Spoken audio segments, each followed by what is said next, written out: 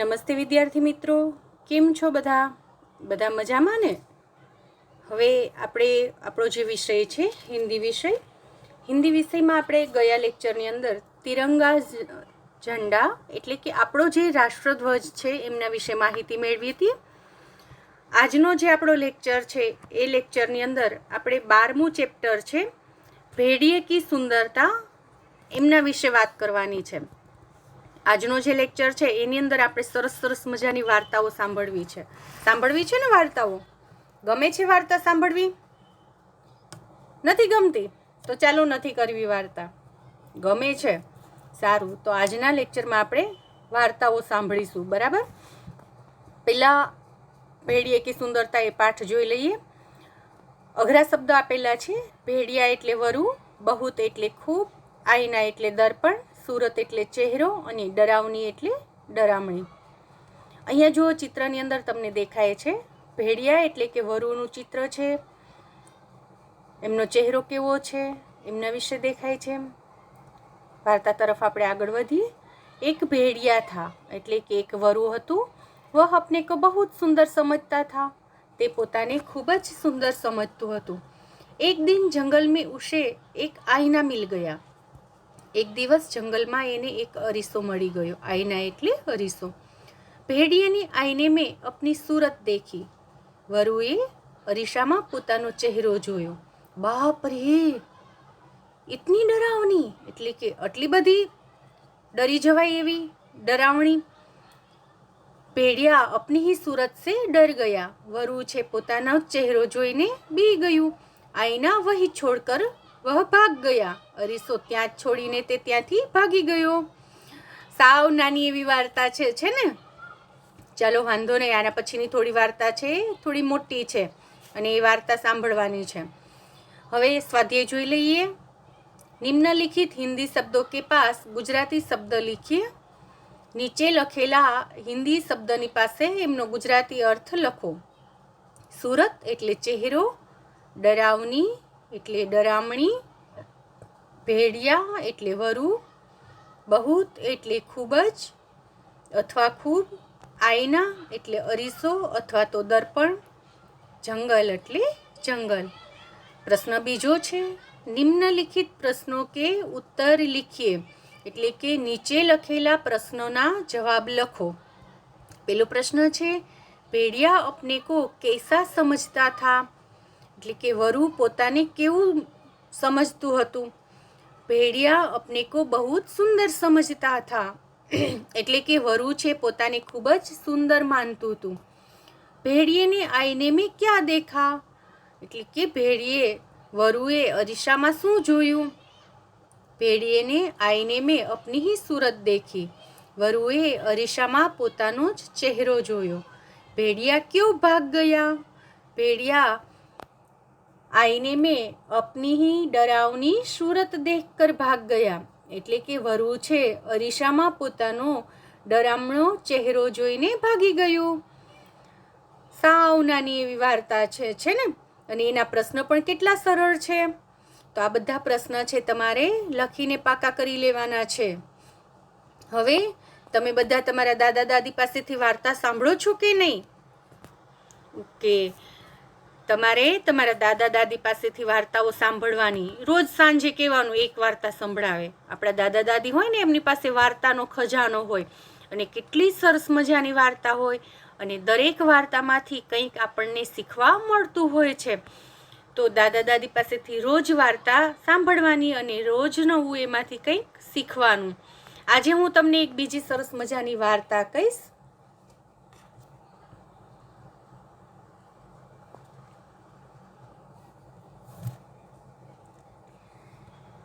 જો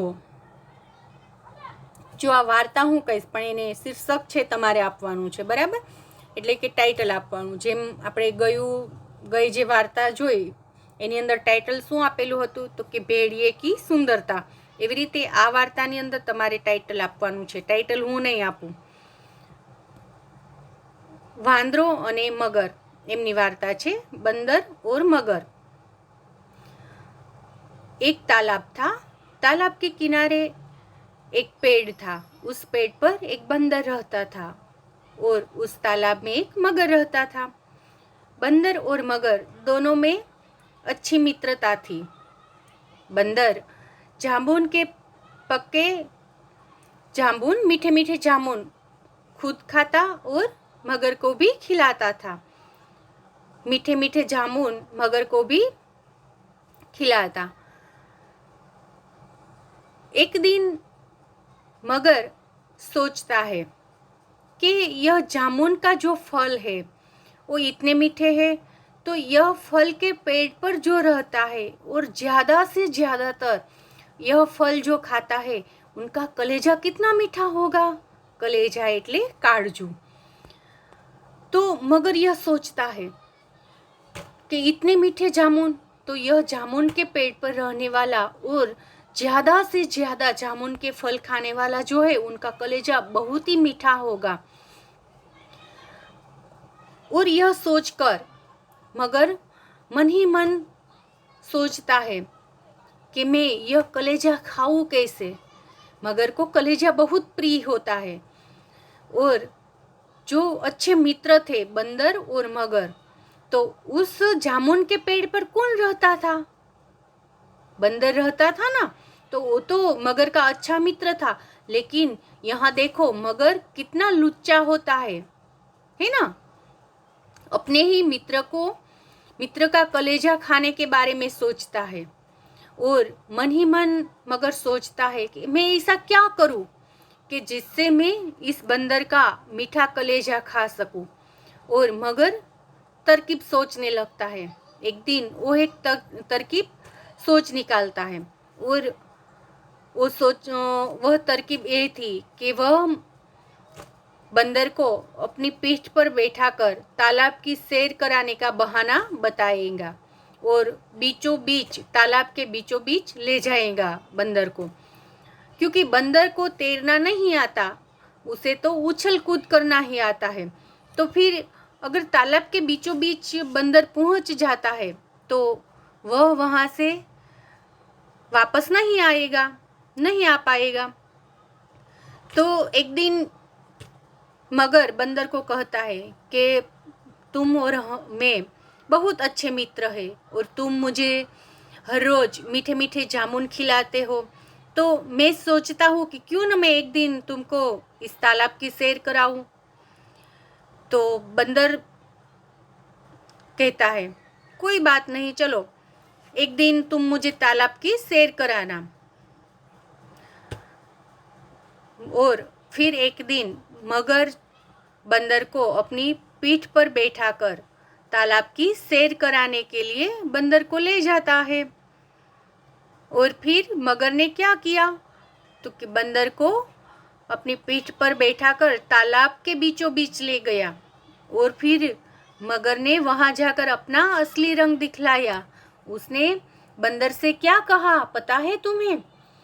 तालाब के बीचों बीच पहुंच गए और फिर मगर ने बंदर से कहा कि मैं तुम्हें तालाब की सैर कराने के लिए थोड़ा लाया हूँ, मैं तो तुम्हारा कलेजा खाऊंगा। तुम मुझे हर रोज इतने मीठे मीठे जामुन खिलाते हो, तो तुम्हारा कलेजा तो बहुत मीठा होगा, तो मुझे तुम्हारा कलेजा खाना है। और बंदर वहां अपनी चतुराई दिखलाता है। बंदर ने क्या कहा है जानते हो? बंदर ने कहा, अरे मगर, तुम्हें मेरा कलेजा खाना था तो मुझे पहले बताते ना, मैं तो अपना कलेजा पेट पर लटका कर आ गया। और मगर तो मूर्ख था। बंदर अपनी चतुराई दिखलाता है और फिर उसे मगर से कहता है कि मैं तो अपना कलेजा हर रोज पेट पर लटका देता हूँ। अगर तुम्हें कलेजा खाना ही था तो मेरे दोस्त तुम्हें मुझे पहले बोलना चाहिए था। चलो कोई बात नहीं, अभी देर नहीं हुई, चलो मुझे वापस उस पेड़ के पास ले जाओ और वहां से मैं अपना पेड़ पर से अपना कलेजा ले लूँगा और फिर मैं तुम्हें खाने के लिए दूंगा। और मगर तो मूर्ख था। मगर ने बंदर की बात सच्ची मान ली और बंदर को वापस किनारे लाया। और फिर बंदर ने जंप लगाकर यानी कि कूद लगाकर वो पेड़ पर चढ़ गया, उछला उछलकर पेड़ पर चढ़ गया और फिर मगर से बोला, अरे मूर्ख मगर, कलेजा कोई निकाल कर पेट पर लगा सकता है, लटका सकता है? कलेजा तो अपने शरीर के अंदर ही होता है, अगर उसे बाहर निकालो तो हम मर जाते हैं। और फिर मगर से कहा, वापस जा मूर्ख, कलेजा कहीं पेट पर रखा जाता है? कलेजा तो अपने शरीर के अंदर ही होता है। और इस जो कहानी है, उस कहानी से हमें क्या सीख मिलती है मालूम है? कि कभी किसी पर भरोसा नहीं करना चाहिए, वो चाहे क्यों ना हमारा अच्छा मित्र ही क्यों ना हो। किसी पर भी भरोसा करने से पहले उसके बारे में हमें सोच विचार करना चाहिए।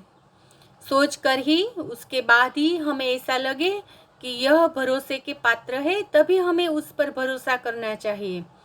और यहाँ से बंदर और मगर की मित्रता टूट जाती है और मगर जो हर रोज उसे मीठे मीठे जामुन खाने को मिलते थे वो भी बंद हो गए, क्योंकि बंदर ने मगर के साथ की जो मित्रता थी वो मित्रता तोड़ दी और अब बंदर अकेला ही मीठे मीठे जामुन खाता था। यह जो कहानी है, इस कहानी को हम क्या टाइटल दे सकते हैं? यह टाइटल आपको देना है और मुझे लिखकर भेजना है। अभी एक मैं वार्ता कहानी आपको सुनाऊंगी। वो कहानी किसकी है जानते हो? यहाँ देखो चित्र में आपको क्या क्या देखते हैं आप लोग? एक कौवा है, एक बड़ा घड़ा है और घड़े के पास छोटे छोटे कंकड़ है। तो यहाँ स्टोरी लिखी हुई है। जो यह बंदर और मगर की जो कहानी थी, वो कहानी में हमें चित्र दिए गए थे और चित्र पर से हमें वर्णन करके स्टोरी बनानी है, कहानी बनानी है। लेकिन यहाँ हमें कहानी दी गई है। चलो कहानी क्या है हम देखते हैं। एक कौवा था, એટલે કે એક કાગડો હતો। એક બાર ગરમી કે દિન में उसे खूब प्यास लगी।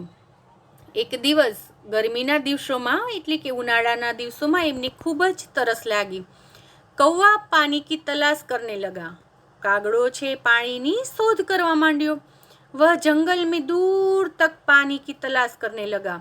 તે જંગલમાં ખૂબ दूर दूर સુધી પાણીની शोध करवा लाग्यो। जंगल में एक जगह पर उसने पानी का घड़ा देखा। जंगल में एक जगह एमने पानी नो घड़ो जोयो। वह खुश हो गया, એટલે કે કાગડો છે खूब खुश થઈ ગયો। उसने देखा कि घड़े में पानी बहुत नीचे था, એટલે કે ઘડામાં પાણી છે નીચે તળિયામાં હતું, એટલે કે ખૂબ ઓછું હતું અને ચાંચ વડે પાણી સુધી પહોંચી શકે તેમ નહોતો। पानी तक उसकी चांच नहीं पहुंच सकती थी, એટલે કે પાણી સુધી એમની ચાંચ પહોંચી શકે તેમ નહોતી। કૌવા ચતુર था, કાગડો છે ચતુર, ચાલાક હતો, હોશિયાર હતો। वह पानी पीने की तरकीब सोचने लगा। તે પાણી પીવાની યુક્તિ વિચારવા માંડ્યો કે કઈ યુક્તિ કરું તો હું પાણી સુધી પહોંચી શકું। તરસ તો ખૂબ જ લાગી હતી। वह पानी पीने की तरकीब सोचने लगा। उसने इधर उधर देखा। तेने आम तेम જોયું, ચારે બાજુ જોયું। उसकी नजर आसपास पड़े कंकड़ों पर पड़ी। तेनी नजर आजूबाजू पड़ेला नाना नाना पत्थर पर पड़ी। कंकड़ એટલે नाना नाना पत्थरा। उसने एक एक कंकड़ घड़े में डालना शुरू किया। तेणे एक एक पत्थर एक एक काकरो लई अने आ जे घड़ो हतो ए घड़ामां नाखवानुं शरू कर्युं। कंकड़ों के कारण पानी ऊपर आने पर कौवे ने पानी पीकर अपनी प्यास बुझाई। એટલે કે તળિયામાં પથ્થર છે ભેગા થવા માંડ્યા અને એના લીધેથી પાણીની સપાટી છે ઊંચી આવી।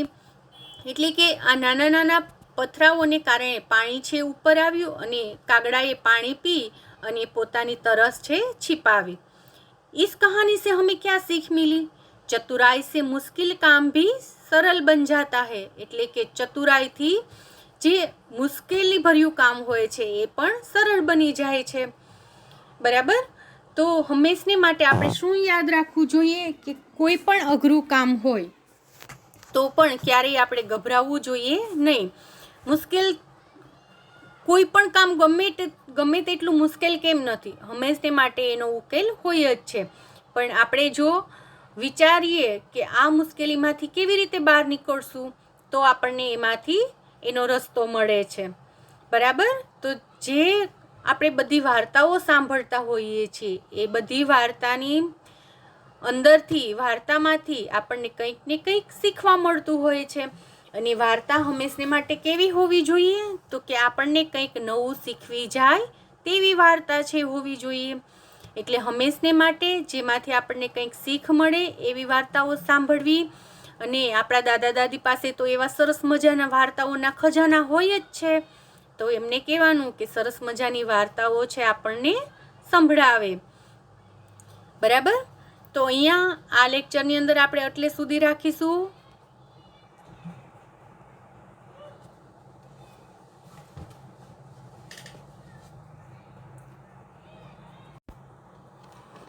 પરંતુ આ લેક્ચર પૂરો કરતા પહેલાં આપણે અગાઉ જે પાઠ ચાલી ગયા છે એ બધા પાઠનું આપણે એક વખત રિવિઝન કરી લઈએ. જો આપણે જે પહેલું પાઠ છે વર્ણમાલા, એની અંદર તો ફક્ત સ્વર અને વ્યંજન વિશેની માહિતી આપેલી છે, એટલે કે સાવ ઇઝી છે. સ્વર ક્યાં છે, વ્યંજન ક્યાં છે, બરાબર. પછી સ્વર અને વ્યંજનની જોડ બનાવવાની, તો એ પાઠ સાવ ઇઝી છે. એની અંદર ફક્ત ગુજરાતીમાં અને હિન્દીમાં અમુક જે મૂળાક્ષર હોય છે એના વળાંક છે બદલતા હોય છે, એના વિશે માહિતી મેળવવાની છે કે ક્યાં વળાંક છે, કેવી રીતે થાય છે. એટલે કે પહેલો અને બીજો પાઠ છે સ્વર અને વ્યંજનનો છે. પછી ત્રીજો પાઠ હતો એ છે શરીર કે અંગ, એટલે કે આપણા શરીરના બધા અંગો વિશેની માહિતી હતી. હવે શરીરના અંગ, તો આપણા શરીરના જે ભાગ છે, પાર્ટ્સ ઓફ બોડી, બરાબર. તો એ શરીરના કયા ભાગને હિન્દીમાં શું કહેવાય છે, ગુજરાતીમાં શું કહેવાય છે, ફરી એક વખત હું કહું છું તમને અહીંયા. જેમ કે માથું, આપણો જે આ માથાનો ભાગ હોય છે એને શિર કહેવાય છે હિન્દીમાં. પછી આ જે વાળ હોય છે એને બાલ કહેવાય છે. આપણા જે કાન છે, કાનને તો કાન જ કહેવાય છે. પછી મુંહ એટલે કે મોઢું. આંગળીઓ જે આપણી છે એમને ઉંગલિયા કહેવાય છે હિન્દીમાં. પછી અંગૂઠો, એમને અંગૂઠા કહેવાય છે. કોણી, જે આપણી હાથની કોણી હોય છે, જે આ ભાગ, એને કુહની કહેવાય છે. પછી કમરને કમર જ કહેવાય છે. હાથનું જે આ કાંડું છે એમને હિન્દીમાં કલાઈ કહેવાય છે. પછી આપણા જે પગ હોય છે એમને પેર કહેવાય છે. અને ઘૂંટી જે હોય એમને ટખના કહેવાય છે. પછી પગનો જે પંજો હોય છે એમાં પાછળનો જે ભાગ હોય એને એડી કહેવાય છે. હિન્દીમાં પણ એડી કહેવાય છે અને ગુજરાતીમાં પણ એડી જ કહેવાય છે. આંખને આંખ જ કહેવાય છે. અને આપણું જે આ ડોક છે એમને ગરદન કહેવાય છે. બરાબર. તો આ થઈ આપણા ત્રીજા પાઠ વિશેની માહિતી. પછી ચોથો પાઠ છે બર્તન, ધાન્ય આદિ, એટલે કે આપણા જે વાસણ છે એમને શું કહેવાય છે, અને ધાન્ય જે આપણે ખોરાકમાં અનાજ કઠોળ લઈએ છીએ એમને હિન્દી અને ગુજરાતીમાં શું કહેવાય છે. આપણે જે થાળી કહીએ છીએ એને હિન્દીમાં થાલી કહેવાય છે. સાણસી, જે તપેલું પકડવા માટે આપણે ઉપયોગમાં લઈએ છીએ, એને સડસી કહેવાય છે. પછી વાટકો, એમને કટોરી કહેવાય છે. પછી રોટલી વણવાનો જે પાટલો હોય છે એમને ચકલા, અને જે વેલણ હોય છે એમને બેલન કહેવાય છે. તપેલાને પતીલું કહેવાય છે. ચૂલાને ચૂલ્હો કહેવાય છે. ચમચીને ચમ્મચ કહેવાય છે. પ્યાલો, એમને પ્યાલા કહેવાય. ચપ્પુ, એને ચાકુ કહેવાય. પ્યાલીને પ્યાલી જ કહીશું. આપણે જે કપનો ઉપયોગ કરીએ છીએ ને ચા પીવા માટે, એવા આકારમાં હોય છે. પછી ચીપિયો, જે રોટલીને શેકવા માટે ઉપયોગમાં કરીએ છીએ, જેને ચીમટા કહેવાય છે. પછી ધાન્ય, જેમાં આટા એટલે લોટ, પાણી એટલે પાણી, ચાવલ એટલે ચોખા, દૂધને દૂધ જ કહીશું, દાળને દાળ, દહીંને દહીં, ગુડ એટલે ગોળ, નમક એટલે મીઠું, શક્કર એટલે સાકર, બાજરા એટલે બાજરી, ચણા એટલે ચણા, મટર એટલે વટાણા, અને મકા એટલે મકાઈ. બરાબર. તો આ થઈ બર્તન, ધાન્ય આદિની વાત. આ સિવાય પણ ઘણા બધા ધાન્ય હોય છે જે આપણે આપણા રોજબરોજના ખોરાકમાં ઉપયોગ કરીએ છીએ, તો તમે એના નામ પણ ગોતી અને લખી શકો છો. પછી પાઠ 5 છે મેરા મિત્ર, જેમાં ગોપાલ નામનો જે વિદ્યાર્થી છે એમની વાત કરેલી છે. ગોપાલ મેરા અચ્છા મિત્ર હે, એટલે કે ગોપાલ મારો સારો મિત્ર છે. વહ એક ચતુર લડકા હે, તે એક હોશિયાર ચતુર વિદ્યાર્થી છે, છોકરો છે. પઢાઈ મેં ઉસે હર સાલ ઇનામ મિલતે હે, એટલે કે ભણવામાં તેમને દર વર્ષે ઇનામ મળે છે. ગોપાલ હમારી ક્રિકેટ ટીમ કા કપ્તાન હે, ગોપાલ અમારી ક્રિકેટ ટીમનો કેપ્ટન છે. કેચ લેને મેં ગોપાલ બહુ કુશલ હે, એટલે કે જે બોલર હોય છે, બોલ ફેંકતો હોય એને કે બોલર છે એ પોતે કેચ કરે. બોલર છે બોલ ફેંકે અને પછી સામેથી જે બેટિંગ કરતો હોય તે બોલને બેટ મારે, એટલે બોલ છે પાછો ફેંકાય, તો એને કેચ કરવાનો હોય, પકડવાનો હોય બોલને, બરાબર. તો એ કેચ લેવામાં, એટલે કે બોલને પકડવામાં ગોપાલ ખૂબ હોશિયાર છે, કુશળ છે.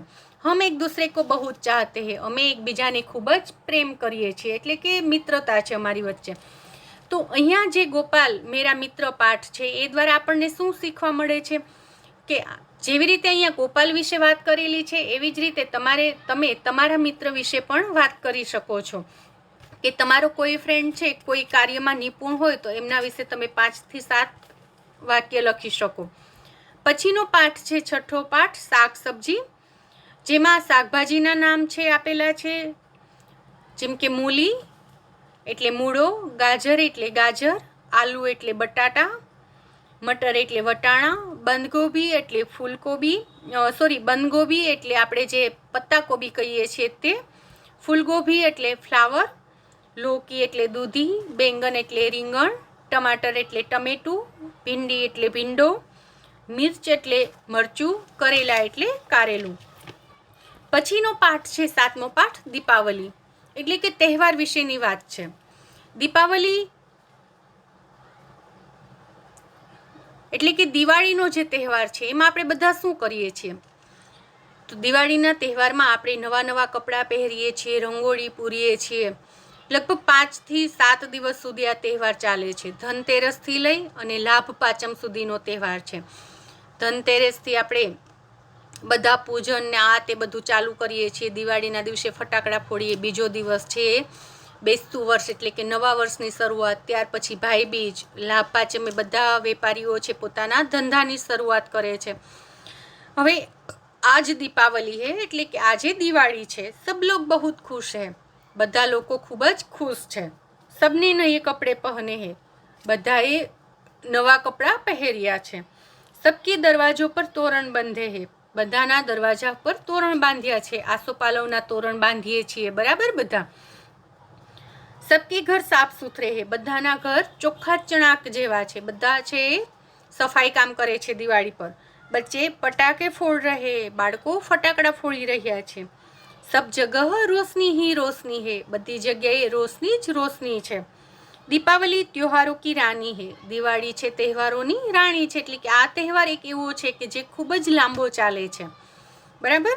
અને બધા તહેવાર કરતાં આપણને આ તહેવારમાં મજા આવે છે, કારણ કે નવા વર્ષની શરૂઆત થવાની હોય આ તહેવાર પૂરો થાય એટલે. इस दिन धन की देवी लक्ष्मी जी की पूजा होती है, આ દિવસે ધનની દેવી લક્ષ્મીજીની પૂજા કરવામાં આવે છે. दीपावली को दिवाली भी कहते हैं, દીપાવલીને દિવાળી પણ કહેવાય છે. દિવાળી હર સાલ આશ્વિન માસ में आती है, દિવાળી દર વર્ષે આસો મહિનામાં આવે છે.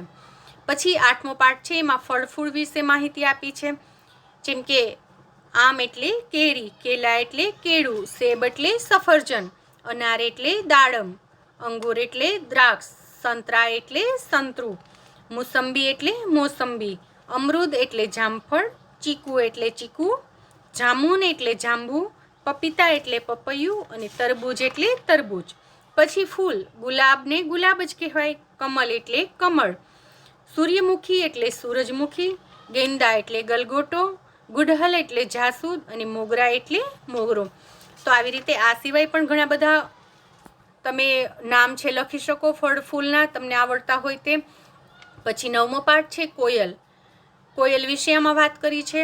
કોયલ કાલે રંગ કી હોતી હે, કોયલ છે કાળા રંગની હોય છે. यह रंग और आकार में कौवे से मिलती जुलती है, રંગ અને આકારમાં કાગડાની સાથે મળતી મળતી આવે છે। कोयल पेड़ पर पत्तों में छिपकर बैठती है। कोयल वृक्ष ऊपर झाड़ ऊपर પાંદડા માં છુપાઈને બેસે છે। आम का पेड़ उसे बहुत प्रिय है। એટલે કે આંબાનું વૃક્ષ છે એમને ખૂબ જ પ્રિય છે, ખૂબ જ ગમે છે। कोयल मौज में आकर कुहू कुहू की आवाज लगाती है। कोयल आनंदમાં આવી અને कुहू कुहू નો અવાજ કરે છે। उसकी बोली मीठी और सुरीली होती है। તેમનો અવાજ મીઠો અને સુરીલો હોય છે। વસંત ઋતુ में कोयल जी भरकर कूकती है। એટલે કે વસંત ઋતુમાં કોયલ મન ભરીને કૂકે છે, એટલે કે કુહુ કુહુ કરે છે। वर्षा ऋतु में भी हम उसकी कूक सुन सकते हैं। વરસાદની ઋતુમાં પણ આપણે એમની અવાજ છે સાંભળી શકીએ છીએ, કુહુ કુહુનો। કોયલ को पीक और कोकिला भी कहते हैं। કોયલને પીક અને કોકિલા પણ કહેવાય છે। પછી 10મો પાઠ છે મેહુ, જેમાં સિંહ, વાઘ, હાથી અને વરુ વિશે માહિતી આપેલી હતી, બરાબર। એ પ્રાણીઓ છે, જેવી રીતે આપણે ગોપાલ મારો મિત્ર એ પાઠ છે એની અંદર આપણે ગોપાલ વિશે 5 થી 7 વાક્ય છે, એવી જ રીતે અહીંયા મેહુમાં સિંહ, વાઘ, વરુ, હાથી એ પોતાના વિશે વાક્ય કહે છે કે મેં બાઘ હું, મેં જંગલ में रहता हूँ, બરાબર। આવી રીતે મેં હાથી હું, मेरी सूंड लंबी है, मुझे सब गज भी कहते हैं, मैं जंगल में रहता हूँ वगैरह। तो मैं हूँ पाठ द्वारा जे ते व्यक्ति के प्राणी एमना विશે 4 થી 5 વાક્ય કહે છે। પછી 11મો પાઠ આપણે ગયા લેક્ચરમાં જોયો, તિરંગા ઝંડા એટલે કે આપણા રાષ્ટ્રધ્વજ વિશેની માહિતી। અને આજે આપણે જોયું ભેડિયે કી સુંદરતા એટલે કે વરુની સુંદરતા। અને અહીંયા આપણે આજનો આ લેક્ચર છે પૂરો કરીએ છીએ। Thank you.